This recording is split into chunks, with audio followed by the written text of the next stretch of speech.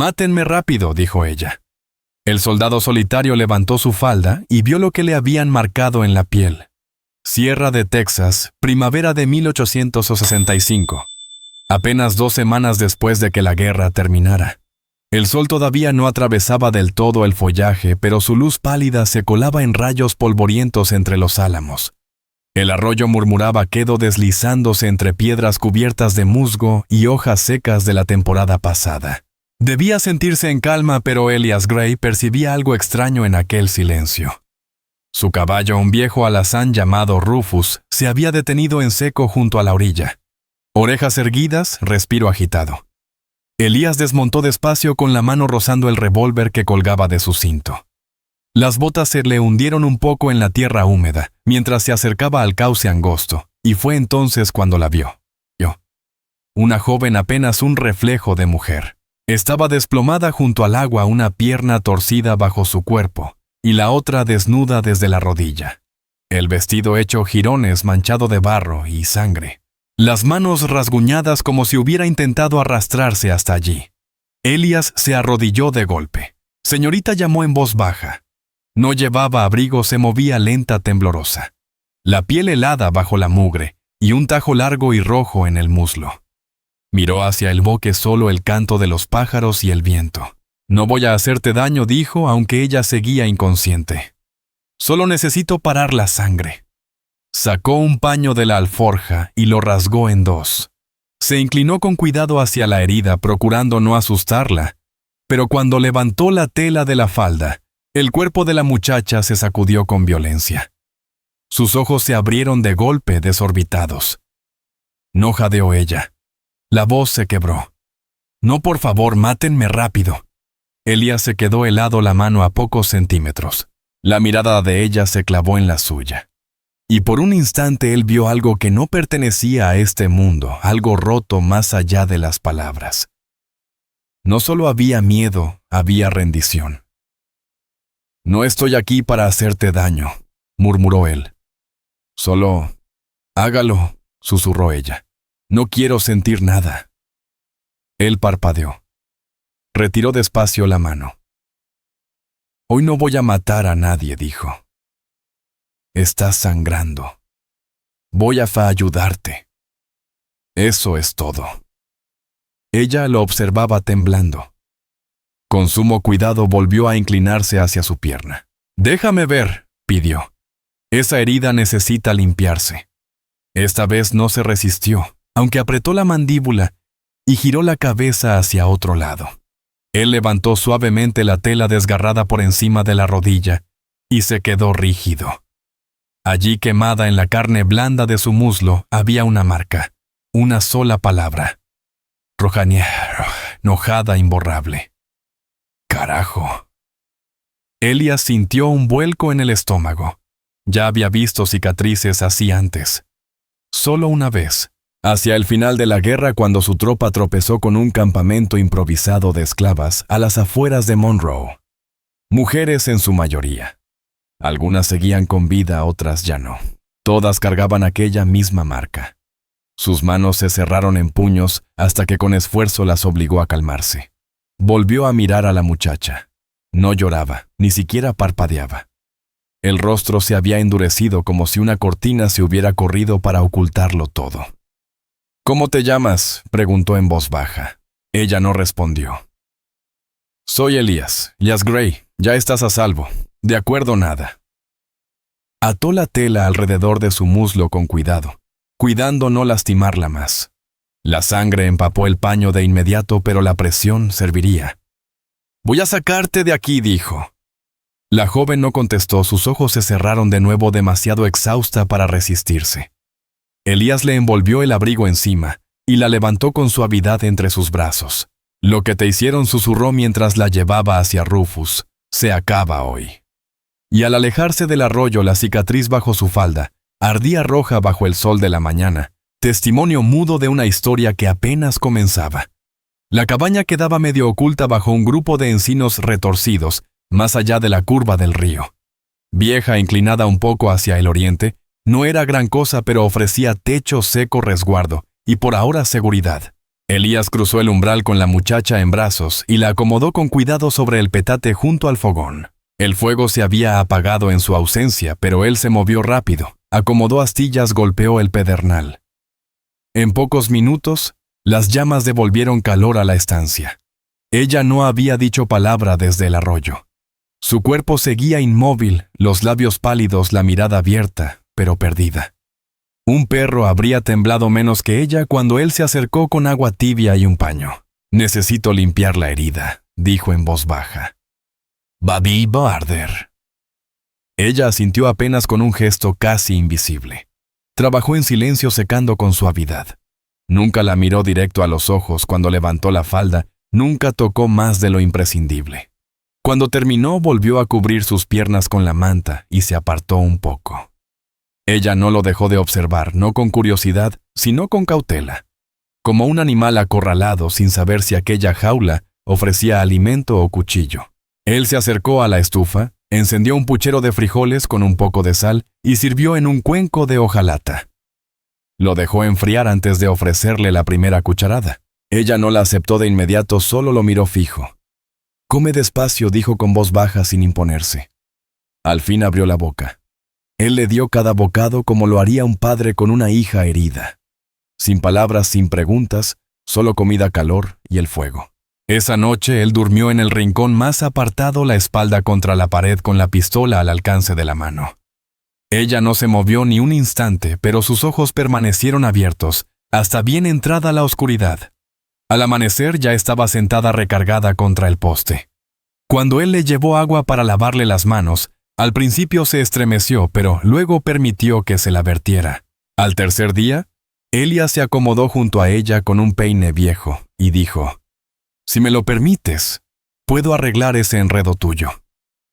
Ella dudó. Después lentamente giró la espalda hacia él. Él comenzó desde las puntas con cuidado de no jalar. Su cabello estaba lleno de ramitas, sangre reseca y el polvo de varios días. Trabajó en silencio paciente mientras la lumbre crepitaba cerca. A la mitad, ella soltó un suspiro largo y por primera vez sus hombros bajaron apenas un poco. Más tarde, esa misma tarde, él sacó de su mochila un pequeño espejo ovalado. Estaba rayado abollado, de esos recuerdos que un soldado suele cargar por nostalgia. Lo colocó junto a ella sobre el banquito. «Quizás quieras verte. Te ves mejor de lo que piensas». Ella lo miró mucho rato. Y de pronto, con un movimiento brusco, lo tomó y lo lanzó contra la chimenea de piedra. Se hizo pedazos. Elías no se movió. Su voz salió ronca. «No quiero verla». Él asintió despacio. «Lo entiendo». No hubo sermón ni exigencia de disculpas, solo silencio. Esa noche, mientras servía más frijoles en los tazones, ella al fin habló otra vez. «Me llamo Maeve». Él volteó. Maeve repitió como si fuera sagrado. «Es lo único que puedo darte por ahora. Es más de lo que esperaba». Ella logró soltar el aire entre un suspiro y una risa corta. Comieron sin hablar. Pero algo había cambiado. No en la cabaña, sino en el espacio que los separaba. Ella no le dio las gracias. Él no las pidió. Pero cuando le devolvió el cuenco, sus dedos rozaron los de él por un instante. Y no se apartó. El camino hacia Bandera estaba tranquilo esa mañana, bordeado de cedros y con el polvo todavía húmedo por la lluvia nocturna. Elías cabalgaba despacio con Maeve detrás de él, en la montura, los brazos apenas ceñidos a su cintura. Ella casi no había dicho nada desde que salieron de la cabaña, solo asintió cuando él le preguntó si tenía fuerzas para montar. Necesitaban medicinas. Su herida, aunque mejoraba, seguía doliendo. Y la infección de Elías podía empeorar si no encontraba más ungüento y vendas limpias. Bandera era un pueblo que apenas sobrevivía. Tablas viejas, cantinas cerradas y hombres cansados que aún cargaban la guerra sobre sus hombros. Un lugar donde los forasteros atraían miradas y los chismes se pegaban como moscas al sudor. Desmontaron frente a la tienda de abarrotes. Elías ayudó a Maeve a bajar con cuidado. «Quédate junto al caballo», dijo. «No tardaré». Ella asintió, ajustando el rebozo contra su pecho. En cuanto él entró al local, sus manos comenzaron a temblar. Mantuvo la cabeza baja, los ojos atentos a cada rostro que pasaba. Y entonces apareció. Un hombre medio borracho tambaleándose desde la cantina. Brazos gruesos, barba grasienta, ojos como carbón y un aliento rancio. Se topó contra su hombro. «¡Cuidado!», murmuró ella por lo bajo, casi sin voz. Él se volteó, entrecerró los ojos y la recorrió de arriba abajo. «Vaya, vaya», arrastró las palabras. «¿No eres tú la putita conocida, Maeve?». Retrocedió, pero él se acercó más. «¿No me recuerdas, Ciceo? El campamento al este de Monroe». «Oh, yo sí me acuerdo, Mark». Se lanzó hacia ella ya y tiró de la falda. A la luz del día la palabra marcada en su muslo brilló en rojo. «Whore». Un murmullo ahogado recorrió a los presentes. Una mujer tapó los ojos de su hijo. Alguien susurró: «Es una de ellas». El hombre sonrió de oreja a oreja. Carne fugitiva. Maeve se quedó helada. Pero Elías ya estaba allí. Lo empujó con tal fuerza que el borracho cayó dentro del abrevadero. Antes de que pudiera levantarse, Elías lo golpeó. 1, 2, 3 veces hasta que la sangre le corría de la nariz. Nadie intervino. Elías tomó la mano de Maeve. «Vámonos». Salieron de bandera sin decir palabra. De vuelta en la cabaña, el silencio pesaba como plomo. Maeve se sentó junto al fuego, fija en las llamas. Elías intentó hablar, pero ella solo negó con la cabeza. Esa noche, la lluvia regresó primero suave, luego fuerte y helada. Elías despertó sobresaltado y encontró el petate vacío. Corrió afuera. Ella estaba a la orilla del río descalza sobre una piedra mojada, el vestido pegado a las piernas, el cabello empapado, los ojos desorbitados. Maeve gritó. Ella no volteó. «No puedo vivir así», dijo. «Me miran y lo único que ven es esa palabra, esa marca, no una persona, solo algo roto». «No estás rota», dijo Elías avanzando con cuidado hacia ella. «Sobreviviste». Ella negó con la cabeza. «Tú mereces a alguien completo, yo te quiero a ti», respondió él con la voz temblorosa, «y no voy a dejar que desaparezcas». Alargó la mano justo cuando ella dio un paso al frente y logró atraparla. El río rugía apenas a unos centímetros abajo. La estrechó contra su pecho, abrazándola fuerte mientras la lluvia los empapaba a los dos. Ella se aferró a él llorando contra su torso, y él no dijo nada, solo la sostuvo. Todo el tiempo que hiciera falta. En la oscuridad, con la tormenta como único testigo, Maeve no cayó. Fue sostenida. La siguiente vez que Elías cabalgó rumbo a bandera fue solo. Maeve se había negado a volver, y él no discutió. Después de lo ocurrido la última vez, jamás arriesgaría de nuevo su seguridad. Pero las provisiones escaseaban, y en el fondo una parte de él quería comprobar si el pueblo había cambiado, o si acaso podía hacerlo. El trayecto fue silencioso, el aire de la primavera texana se le pegaba tibio al abrigo, y el sonido de los cascos de Rufus resonaba en la maleza desierta. Pero mientras más cerca estaba del poblado más pesado, se le volvía el aliento. Amarró a Rufus afuera de la tienda, inclinó el sombrero al dependiente y le entregó la lista que Maeve había escrito. El hombre asintió y desapareció, para reunir los encargos. Elías, necesitado de un respiro para sacudirse el polvo y la bilis de la garganta, cruzó a la cantina contigua. El lugar quedó en silencio como iglesia en duelo. Los hombres lo miraban por encima de copas a medio vaciar. Una partida de naipes quedó congelada en medio del reparto y el pianista se detuvo en seco. La guerra había terminado, pero la desconfianza no para un hombre como Elias Gray. Se acercó a la barra a punto de pedir un café cuando lo vio. Detrás del mostrador, recargado con la arrogancia de quien se cree dueño del lugar, estaba un hombre de hombros anchos y sienes ya encanecidas. Una cicatriz larga le corría de la sien hasta la mandíbula, como una firma dejada por el pecado, y en el pecho, bien visible, brillaba una estrella de lata. Jonah Bexley. Elías se quedó inmóvil, los músculos tensos, los hombros erguidos. No veía ese rostro desde hacía más de 2 años, pero jamás podría olvidarlo. Los ojos de Bexley lo encontraron. Por un momento no hubo reconocimiento. Luego sí, encendiéndose como pólvora. Sus labios se curvaron. «Vaya, vaya», dijo arrastrando la voz. «Si no es Elias Gray». Elías no se movió. Su voz fue áspera. No sabía que las ratas podían ascender a la ley. Bexley soltó una risa lenta y cruel. Se sirvió una copa tranquilo como gato con las garras ensangrentadas. «Te ves distinto sin el abrigo gris», dijo. «Pero nunca olvido al hombre que voló mi cuartel». Elías avanzó un paso. Sus botas retumbaron como tambores de guerra. «Tú dirigías una prisión de mujeres, no un campamento, no un destacamento, un maldito matadero». Los ojos de Bexley brillaron con malicia. «Esclavas Grey propiedad. No vayamos a reescribir la historia». La furia se encendió en el pecho de Elías. «Piensas que marcar mujeres con hierro te hace un hombre, Bexley». Se inclinó, su sonrisa se ensanchó. «¿Sigues jugando al héroe?», se burló. «¿O ya encontraste tu mascota?». Elías guardó silencio. Los ojos de Bexley se achicaron, su voz se volvió gélida. «Me contaron que hay una muchacha escondida en el monte. Cicatriz en el muslo. Fuego en la mirada. No será mi fugitiva, ¿verdad?». El aire se volvió pesado. Todos en la cantina observaban, esperando. La mano de Elías descansó cerca de la cartuchera. «Ella no es tuya», dijo con un tono seco como campanada de muerte. «Nunca lo fue». «Está marcada», escupió Bexley. «Eso la hace mía». Elías dio otro paso al frente. «Si te apareces de nuevo cerca de esas tierras, te entierro ahí mismo». Bexley se inclinó, la placa en su pecho destelló con la luz. «Yo soy la ley aquí, muchacho. Si me disparas, te ahorcan». Elías no pestañeó. «No, Bexley. Solo eres un cobarde con una estrella». Hubo un silencio tenso. Entonces Bexley siseó.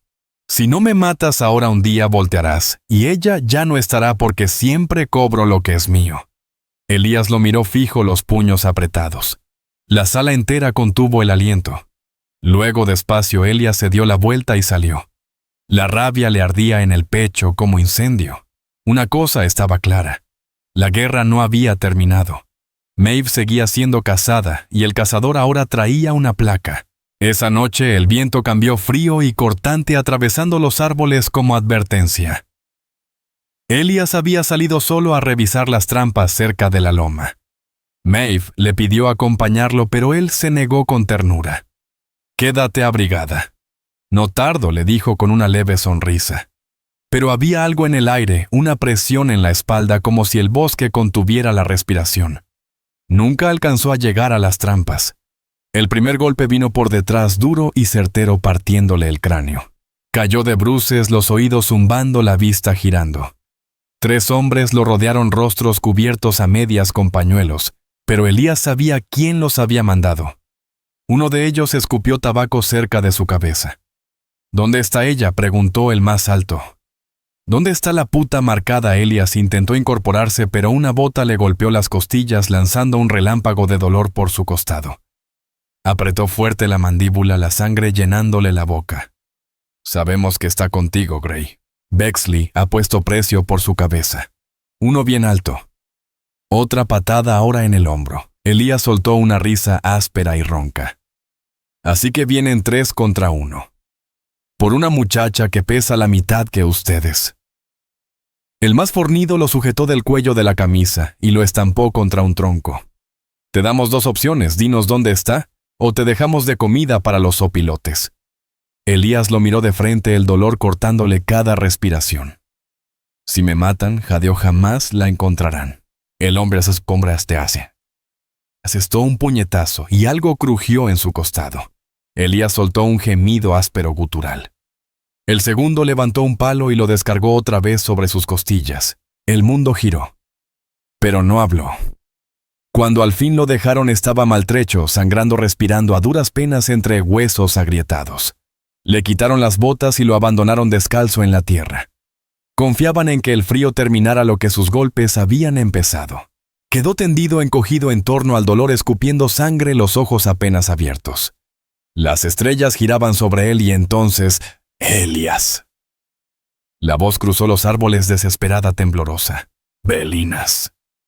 Maeve irrumpió entre la maleza, jadeando, el rostro pálido de pánico. Se arrodilló de golpe junto a él. No susurró. No. Le tocó la cara, el pecho, la camisa empapada en sangre. «¿Estás herido? Dios mío». «Estoy bien», balbuceó él casi sin voz, solo un poco magullado. Mentiroso, lo reprendió intentando incorporarlo. «¿Qué pasó? ¿Los hombres de Exley? Te querían a ti». Ella apoyó la mano temblorosa en su costado, sintiendo el calor que se hinchaba bajo la piel. Su expresión se quebró. «Tus costillas», él tosió, trató de reír. «Solo unas cuantas. Nada vital. ¿Por qué no huiste?» Ella lo miraba con lágrimas y él, aún entre el dolor, consiguió una sonrisa. «Porque si llegaban a tocarte», dijo despacio, «no podría vivir conmigo mismo». Ella negó con la cabeza, las lágrimas cayendo sin control. «Idiota», murmuró. «Maldito idiota. No». Le pasó su brazo por el hombro y comenzó a arrastrarlo de regreso a la cabaña. Cada paso era un suplicio. Elías apretó los dientes conteniendo los gemidos. La sangre iba marcando huellas tras ellos. «No deberías verme así», murmuró una vez a medio camino. «Demasiado tarde», respondió ella. Para cuando llegaron a la cabaña estaba empapada en sudor y temblando. Lo bajó con cuidado sobre el petate las manos, sin apartarse un segundo de su cuerpo. Le abrió la camisa y soltó un quejido al ver los moretones oscuros y extendiéndose como tinta sobre pergamino. «Quédate quieto», ordenó. «No te muevas». Él asintió débilmente, la respiración corta. Cuando ella apoyó un paño frío contra su costado, él susurró. «Demasiado tiempo, pero mientras estuvieras a salvo valía la pena». Ella se quedó helada. Sus miradas se cruzaron. Medio roto, ensangrentado, respirando con dificultad, pero nunca había pensado en sí mismo. Ella permaneció junto a él toda la noche, sosteniéndole la mano en silencio. Y por primera vez desde que lo conoció Maeve, empezó a creer que no todos los hombres arrebataban. Algunos se quedaban, algunos sangraban, y algunos amaban sin necesidad de pronunciar la palabra. El bosque estaba quieto esa mañana, demasiado quieto. Ni los pájaros parecían atreverse a cantar. Maeve se había levantado temprano para traer agua del arroyo, mientras Elias aún dormía bajo el peso de sus costillas adoloridas. Estaba a mitad del camino de regreso cuando lo vio la puerta principal, balanceándose, el petate adentro vacío, sin señales de pelea, sin ruido, solo ausencia. El corazón se le desplomó, el mundo se inclinó, y entonces algo llamó su atención. Huellas. Frescas, marcadas hondas en el barro de la lluvia de la noche anterior, al menos 3 pares, internándose hacia el oeste entre los árboles. Soltó el balde, corrió dentro, y tomó el rifle recargado junto a la chimenea. El revólver de Elías seguía sobre la mesa, a medio limpiar, olvidado desde la noche anterior. También lo agarró. Revisó el tambor. 4 balas. 4 oportunidades. Siguió el rastro entre la maleza, las ramas desnudas, arañándole los brazos, la respiración aguda y rápida. Las huellas se volvían más claras con marcas de arrastre. Apuró el paso. Pasó 1 hora. Luego otra. Por fin lo oyó. Una voz baja, burlona, se colaba desde el claro adelante. Jonah Bexley. Se agachó detrás de un árbol, espiando entre los matorrales. Elías estaba de rodillas, las manos atadas a la espalda, la sangre resbalando por su sien. Bexley caminaba frente a él, la escopeta colgando floja. Otros 2 hombres estaban cerca, armados. «¿Crees que esconderla te hace un héroe?», escupió Bexley. «Ella es solo una marca, nada más. ¿De veras piensas que no huirá en cuanto te vea cojeando y hecho pedazos como todos nosotros?» Elías no dijo nada, el mentón erguido a pesar de los golpes. Bexley sonrió con desprecio. «Carajo, debería darte las gracias», escupió Bexley. «Me ahorraste el trabajo de arrastrarla de vuelta. Quizá hasta te deje mirar antes de cortarte la garganta». Maeve salió al claro. «Da un paso más hacia él», dijo con voz firme. «Y te mato». Los hombres giraron de golpe. Ahí estaba ella. El cabello enmarañado, el vestido rasgado en las mangas, lodo en las botas, pero la mirada fija, el arma levantada, un suspiro de disparar. La sonrisa de Bexley titubeó. Luego volvió más cruel que antes. «Vaya, vaya», arrastró la voz. «¿Qué tenemos aquí?» La perra marcada, mostrando los colmillos. Él avanzó, ella no se movió. ¿De veras vas a dispararme, preciosa? Después de todo lo que pasamos, su voz bajó a un gruñido. Lo recuerdas, ¿verdad, la celda? Las sogas. La forma en que llorabas cuando yo... El estampido de la pistola quebró la mañana. Un solo tiro. Directo en el pecho. Bexley tambaleó, la sangre manchando su chaleco. Miró incrédulo hacia abajo y luego cayó de espaldas en la tierra. Los otros se quedaron paralizados. Uno salió corriendo, el otro tiró el arma y retrocedió con manos temblorosas. Maeve mantuvo el revólver en alto hasta asegurarse de que se habían ido. Luego lo dejó caer. Las rodillas no la sostuvieron y se desplomó junto a Elias, las manos temblando con violencia. Lo maté, susurró mirando la sangre. Maté a alguien. Elías se inclinó hacia ella, aún con el dolor atravesando cada respiro. Me salvaste la vida. Ella negó con la cabeza, los ojos desorbitados. Pero eso, ¿qué me convierte? ¿Qué significa si pude hacerlo, si apreté el gatillo así? Él alargó las manos atadas, rozándole la mejilla. Significa que eres más fuerte que lo que él te hizo. Ella lo miró, los ojos llenándose. No me tienes miedo ahora. Él sostuvo su mirada. Nunca he tenido menos miedo. Un sollozo se escapó de sus labios. Pensé que si me veías así verías lo que él veía. Elías se inclinó, susurrando entre el dolor. Yo no veo lo que él veía. Yo veo a la mujer que vino por mí. La mujer que atravesó el infierno y se plantó frente al demonio. Ella bajó la cabeza apoyándola en su hombro, temblando de alivio. Creí que te había perdido. Me encontraste. Solo entonces ella pasó la mano por detrás de él, cortó las cuerdas y lo jaló contra su pecho. Permanecieron así largo rato, envueltos en silencio y hojas caídas. Maeve había apretado el gatillo, pero por primera vez no fue por miedo.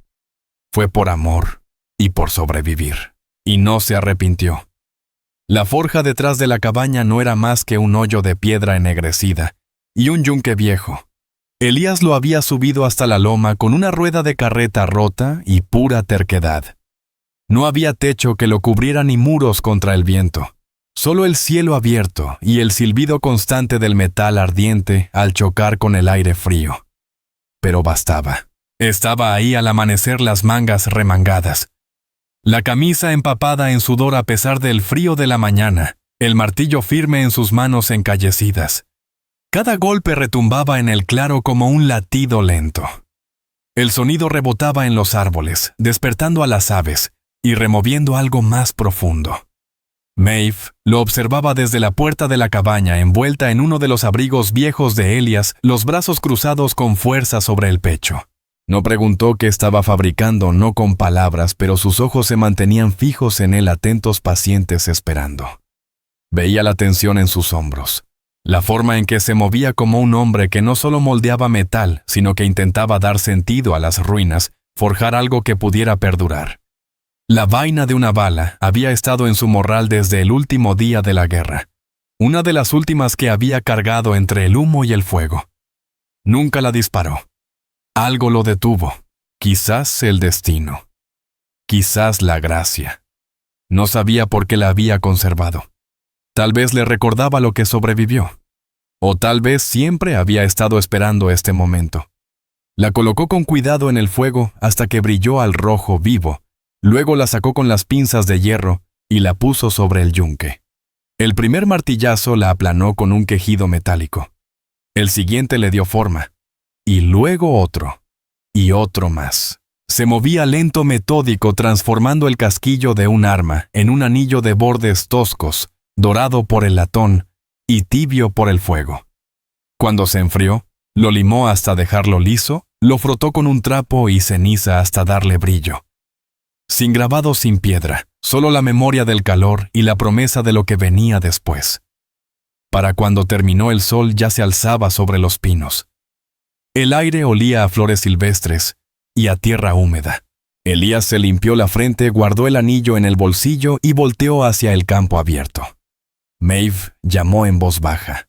Ella salió aún cubierta con el abrigo, el cabello suelto y enredado por el viento.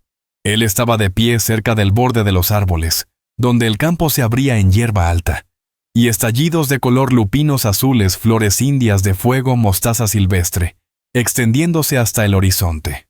La primavera por fin había llegado a Texas. Ella caminó hacia él, los pies descalzos, rozando el rocío sobre los pastos. Él no esperó. Él sostuvo su mirada firme y seguro, sin un ápice de miedo en la voz. «Nunca debí haber salido con vida de esa guerra», dijo Elias. «Y cuando terminó pensé que ya no quedaba nada para mí. Caminaba por el mundo como un fantasma». La garganta de Maeve se apretó. «Pero te encontré a ti», continuó él. «O quizá tú me encontraste a mí». Metió la mano en el bolsillo y sacó el anillo. Brillaba apenas bajo la luz del sol. Sencillo, sin pulir, forjado a mano y con memoria. «Esto alguna vez fue una bala», dijo con la voz cargada. «Ahora es una promesa». Se arrodilló sobre una rodilla. «Maeve Carter, sé lo que te hicieron. Sé lo que intentaron arrebatarte, pero no se llevaron tu fuego, ni tu gracia, ni tu alma». Levantó la vista, los ojos encendidos. «Tú me diste una razón para volver a vivir, para pelear por algo verdadero. ¿Quieres casarte conmigo? ¿Quieres construir algo conmigo que ni la guerra pudo destruir?» Maeve se quedó inmóvil, los dedos temblorosos. Bajó la vista hacia sus manos aún marcadas, hacia su pierna donde las cicatrices seguían presentes. Luego miró a Elias. Él no veía sus heridas. La miraba a ella, a la mujer que había elegido sobrevivir, quedarse, amar. Las lágrimas llenaron sus ojos. Sonrió. «Sí», susurró. «Sí». Elías deslizó el anillo en su dedo. Era imperfecto, nacido de las ruinas, pero encajaba como si siempre hubiera estado destinado a ello. Ella tomó su rostro entre las manos, y cuando lo besó no era solo amor. Era supervivencia. Era salvación. Y en aquel campo de flores silvestres, bajo el cielo inmenso de Texas, ambos lo supieron. Habían transformado lo que fue creado para destruirlos en algo sagrado. El atardecer bañaba las colinas texanas en tonos dorados y rosados, alargando sombras sobre la pequeña capilla de madera en la loma. El calor del día se había vuelto una tibieza suave, de esas que acarician la piel como un recuerdo. El aire olía a madreselva y polvo, el viento susurraba entre la hierba como si también hubiera venido a presenciar lo sagrado. Dentro de la capilla, las bancas estaban llenas de vecinos en silencio, curiosos, inseguros. La noticia de la boda había corrido como pólvora. Ya sabían su nombre. Sabían la marca que llevaba. Susurraban sobre la cicatriz, sobre el soldado que la había acogido. De las noches en que se la había visto comprar pan sola con la cabeza gacha. De aquella mañana en que salió del consultorio del doctor tomada de la mano de Elias. Algunos acudieron para juzgar, otros por remordimiento por todas las veces que habían volteado la cara, pero la mayoría llegó por la historia. La muchacha marcada y el hombre que nunca la soltó. Las velas titilaban en las esquinas. Doña Alberta, la costurera, estaba en la primera fila aferrada a un pañuelo que había cosido ella misma, y entonces las puertas chirriaron al abrirse. Maeve entró. Llevaba un vestido blanco sencillo cosido a mano por Elias, con dedos torpes, cada costura ajustada y rehecha hasta que le quedó. Doña Alberta lo había ayudado con las mangas, agregando un encaje delicado, prestado de un viejo ropón de bautizo. El dobladillo no era perfecto, un punto aquí, un hilo suelto allá, pero era hermoso, en esa forma en que solo lo es lo que ha costado ganarse. El cabello recogido con flores silvestres azules, encajes de reina Ana, y una ramita de lavanda detrás de la oreja. Sus ojos, antes huidizos y recelosos, ahora tenían quietud. No la quietud del miedo, sino la de alguien que había hecho las paces con ser vista. Su andar era firme, la espalda erguida, los hombros orgullosos. La cicatriz en su muslo se alcanzaba a ver bajo la abertura del vestido. Y ella lo permitió. No la ocultó y nadie en la capilla apartó la mirada. Una niña arrojaba pétalos a sus pies riendo feliz. No comprendía el peso de lo que celebraba, pero de algún modo lo llevaba consigo. La sala entera contuvo el aliento. Luego unas palmas sonaron. Una sola.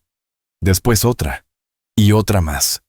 hasta que el lugar se llenó de aplausos, no por belleza, por valentía. Elías estaba en el altar afeitado por primera vez en meses. La camisa recién planchada, las botas lustradas. Las costillas aún le dolían a cada respiro, pero se mantenía erguido. Nunca había parecido más un soldado, y menos un hombre en guerra. Sus ojos no se apartaron de ella. Cuando Maeve llegó a su lado, sonrió. «Tú hiciste esto», susurró ella, apenas audible. «Y tú también», respondió él, igual de quedo. El predicador comenzó la ceremonia con voz firme, pero para la mayoría sus palabras se desdibujaron bajo el murmullo de corazones que se reacomodaban. Cuando llegó el momento de los votos, Elías tomó las manos de Maeve y se volvió hacia la gente.